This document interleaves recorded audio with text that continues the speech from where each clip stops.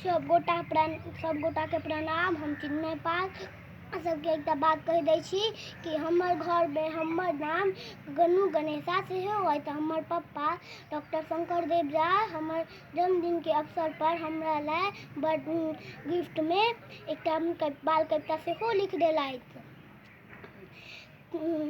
बाल कविता के नाम छै चिड़ियाघर में गेल गन्नू। तो सुनै जा कविता।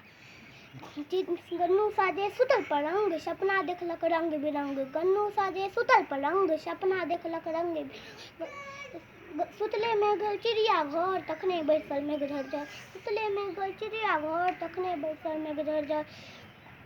मचले ओहिठाम धक्कम धुक्का खसले बुढ़िया फुटले हुक्का। मचले ओहिठाम धक्कम धुक्का खसले फुटले हुक्का।